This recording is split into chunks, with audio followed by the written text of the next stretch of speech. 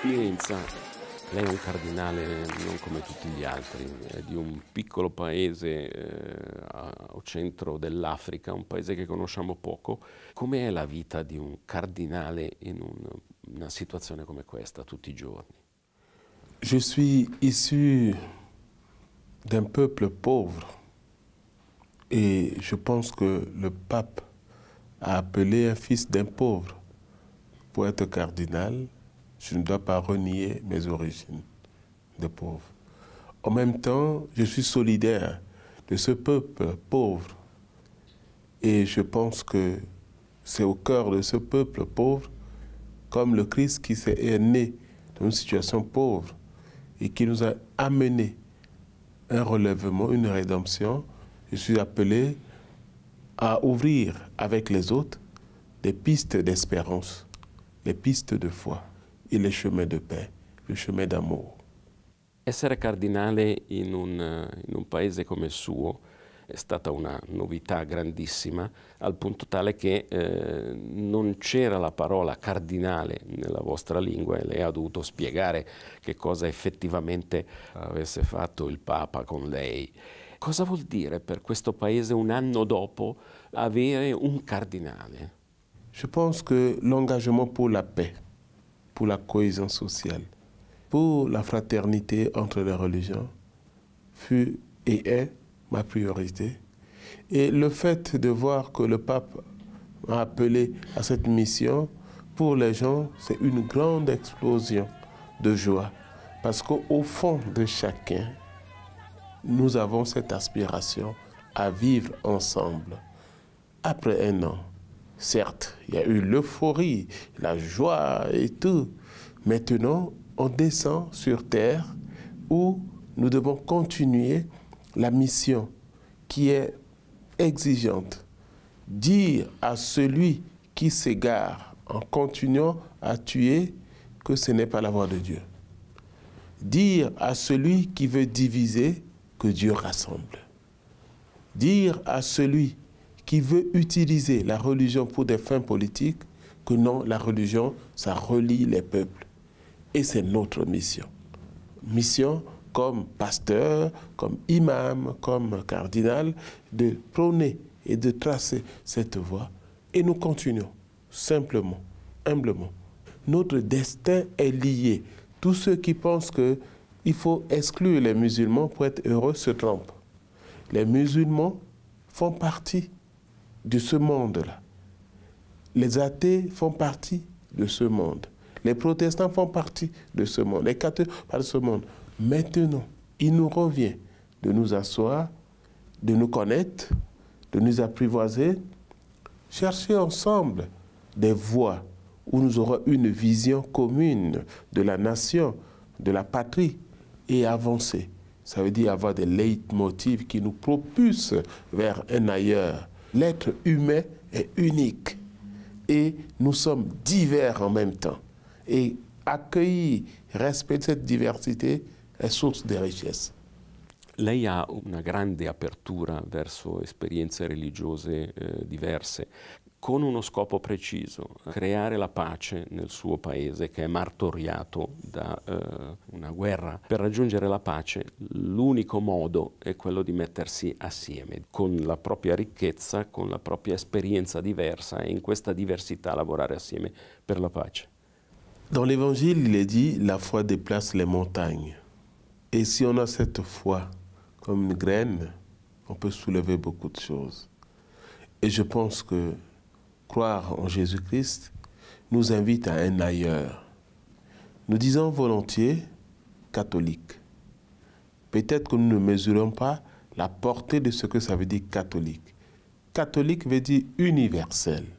Et dans cet universel, il y a des diversités. Nous devons aller jusqu'au bout de nos convictions. Voilà les diversités. musulmans, protestants, autres qui sont là et qui aspirent indifféremment à la paix. Moi qui suis catholique, je devais être le promoteur pour inviter les uns et les autres à trouver leur place au cœur de cette diversité, pour cheminer ensemble vers la paix. Ce que nous essayons de faire de manière artisanale, on n'a pas la solution magique, mais l'intuition est là, le leitmotiv est là, la détermination est là, l'engagement est là. Pour aller dans cette direction-là, je suis convaincu que ce n'est pas seul que je pourrais apporter la paix. Par contre, avec les autres, nous deviendrons forts, parce que les autres aussi, ils ont des énergies, ils ont des puissances, ils ont des références, ils ont des valeurs. Il faut que je puisse les écouter, intégrer ces valeurs positives à l'intérieur du cheminement que nous avons ensemble, et la paix qui est un horizon devant nous. Et pour nous chrétiens, la paix c'est Dieu et c'est le Christ qui l'incarne en venant dans le monde. Paix sur la terre aux hommes qui l'aiment. Je vous laisse la paix. Soyez les artisans de paix. Petit à petit, nous allons tracer ce sillon-là. Et je crois que plus que jamais, nous devons avoir une ouverture d'esprit, ouverture de cœur. Il suo incontro con i musulmani non è di tipo intellettuale, non è accademico, è molto pratico, molto concreto. È l'esperienza di un'amicizia, di un'accoglienza. Nous avons le dialogue de la vie.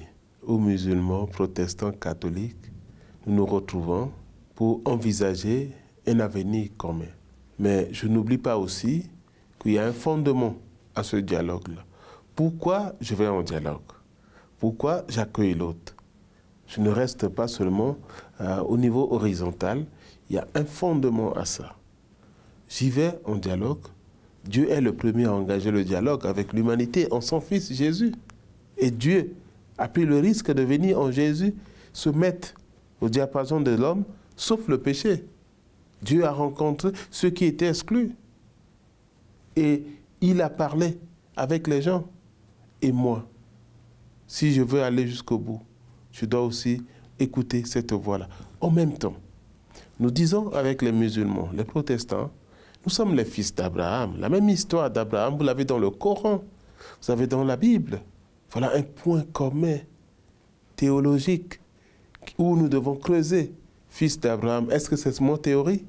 Ou bien les sources que nous avons de part et d'autre sont seulement là pour lire, ou bien on peut être attentif et dire, tiens, il y a un déclic. Lui, il lit la même histoire d'Abraham dans le Coran, je lis la même histoire d'Abraham dans la Bible. Et nous disons tous, Abraham est notre père dans la foi. Allons-y aussi jusqu'au bout de ça. Fidèles que nous sommes, père dans la foi, quel chemin Abraham nous trace-t-il, notre père dans la foi? Quel itinéraire a-t-il pris, spirituel et humain? Donc, nous avons des raisons pour que ce dialogue de vie soit fondé sur Dieu. Lei ha una vera amicizia con l'imam? Oui, j'ai une amitié avec l'imam au moment de la crise. L'imam a passé 6 mois chez moi avec sa femme et ses enfants.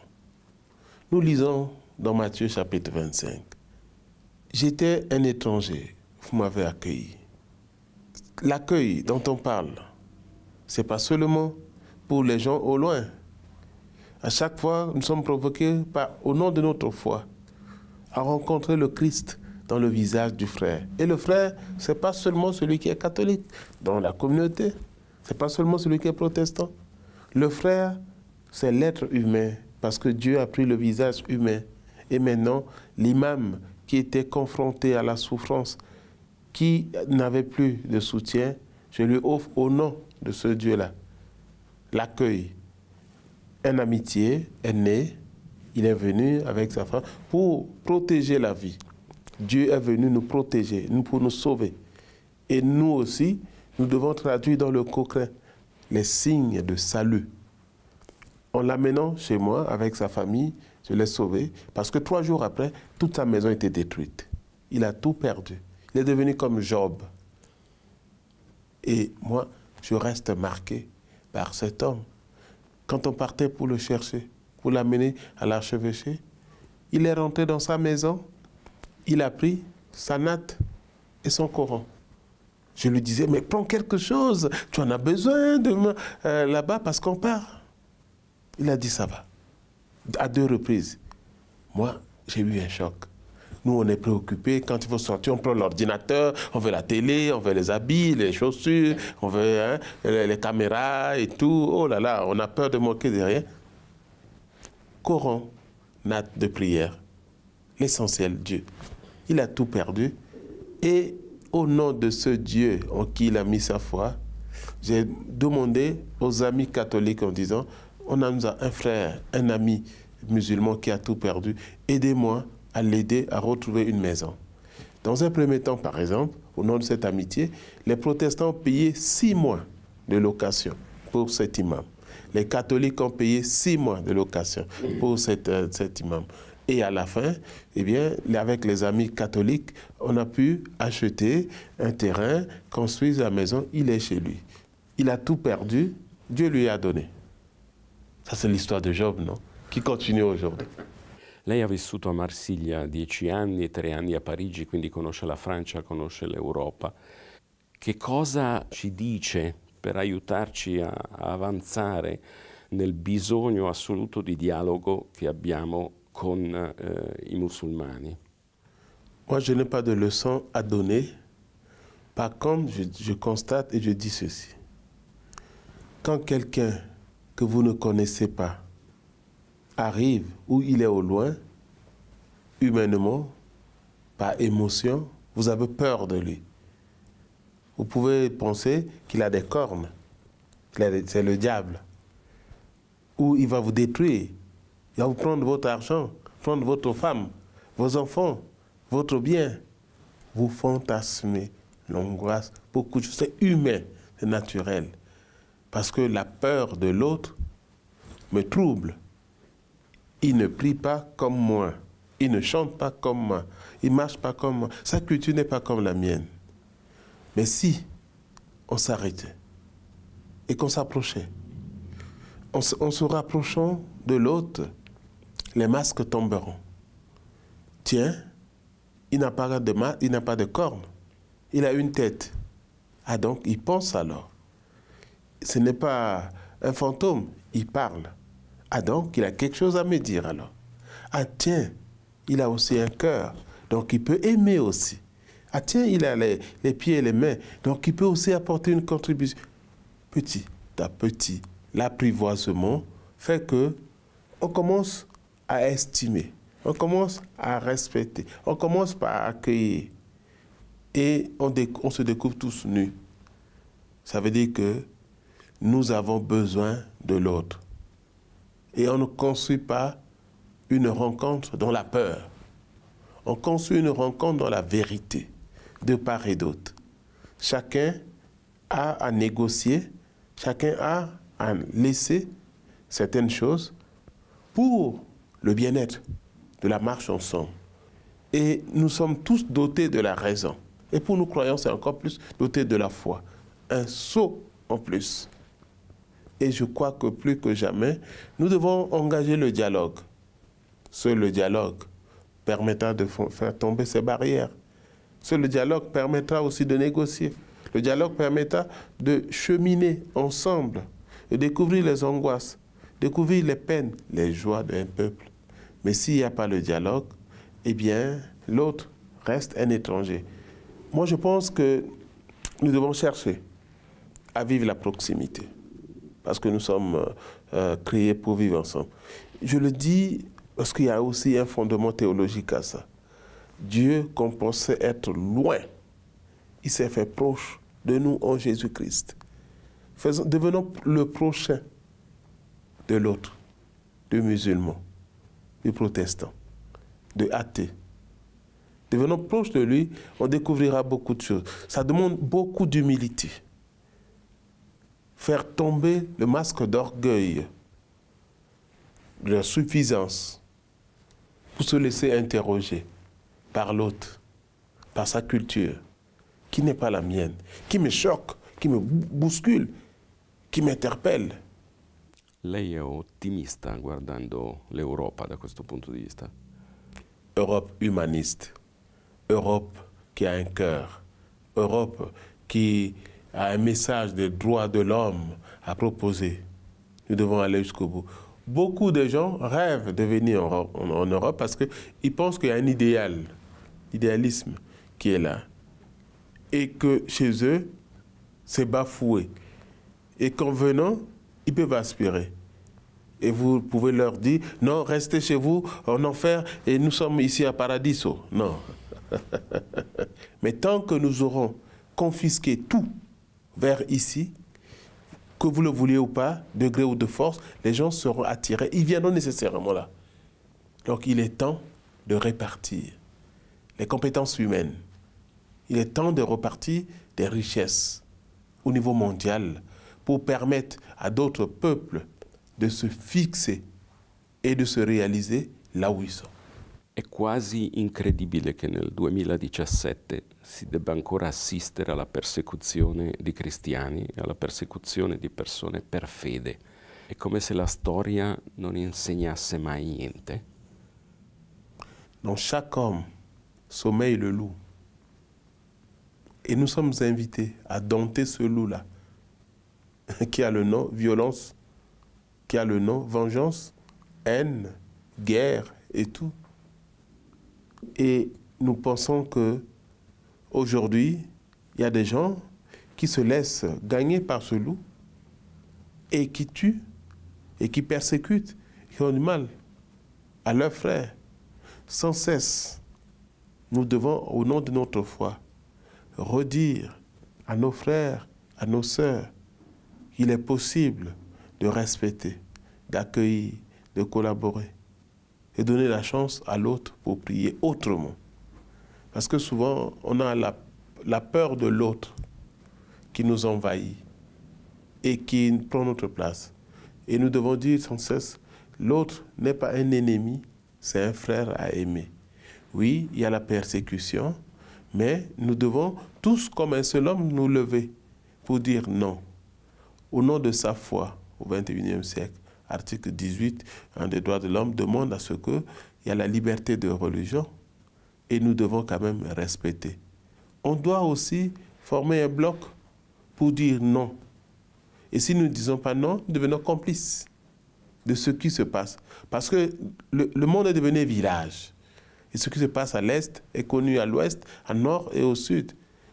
Et nous avons à nous prononcer de ces persécutions des chrétiens, des musulmans, d'autres groupes qui sont persécutés à cause de leur minorité ou autres, en disant non à la persécution, non au mal que nous faisons à l'autre. Finalement, ceux qui le font, peut-être ne prennent pas conscience.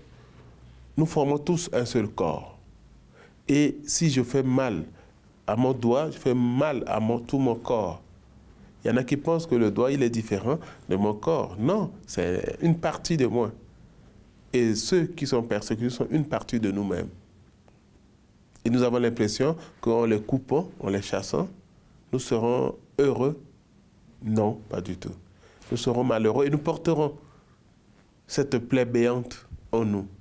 Souvenons-nous de Caïn et Abel, qui, après la mort, Dieu lui demande, où est ton frère? Je ne suis pas le gardien. Si ta conscience retentit, tu as fait du mal, tu persécutes, tu tues ton frère. Qu'as-tu fait de ton frère? C'est un frère.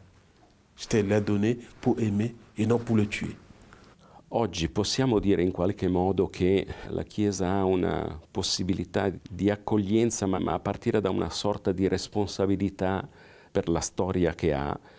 Je pense que nous sommes marqués au cours de l'histoire par la foi des premiers chrétiens qui, au cœur de la persécution, ont continué à croire, ont continué à offrir une autre alternative, ça veut dire le pardon aussi à ceux qui leur faisaient du mal.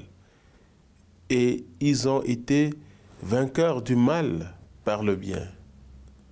Et je pense que l'Église, qui est une mère, marquée par la miséricorde, marquée par la tendresse dans ses tripes, doit avoir des ressources nécessaires pour accueillir ses enfants. Les enfants, ce n'est pas seulement comme je dis, le petit groupe, c'est le grand ensemble. Yazidi, Ringas, sont les enfants de l'Église aussi.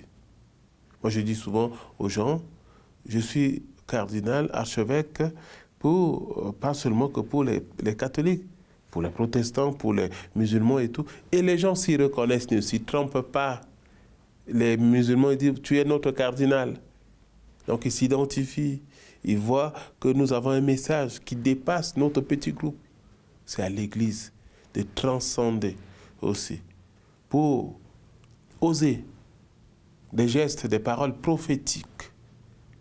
Humainement, ce n'est pas possible d'ouvrir la porte pour accueillir celui qui ne prie pas avec moi. Au nom de ma foi, je le fais. Quand j'ai accueilli l'imam, c'est au nom de ma foi.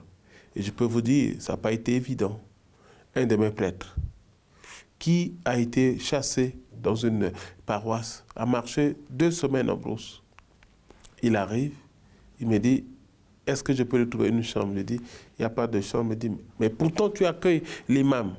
Tu lui donnes une chambre, tu donnes à sa femme, ses enfants, tu le nourris. Et moi, prêtre de ton diocèse, tu n'as pas à me donner? Fils, c'est ta maison. Si tu veux, je te laisse ma chambre. Tu peux dormir. Mais c'est aussi ton frère. Nous avons un message à donner. Même à nos enfants qui cherchent à se replier sur eux-mêmes. En disant, sans cesse, ouvrez votre cœur. Sans cesse, regardez vers l'ailleurs. Sans cesse, accueillez. Pas en notre nom, mais au nom de ce Dieu qui nous a déjà accueillis bien avant par sa miséricorde. Et maintenant, entrons dans cette nouvelle école. Voilà pourquoi nous, on peut dire qu'avec notre foi, ceux qu'on pense qui ne peuvent pas être accueillis, nous les accueillons. Nous ne serons pas compris ni acceptés par le monde. Mais le monde n'est pas le critère de notre jugement. C'est l'Évangile. Je le fais au nom de l'Évangile. Dieu seul saura nous récompenser.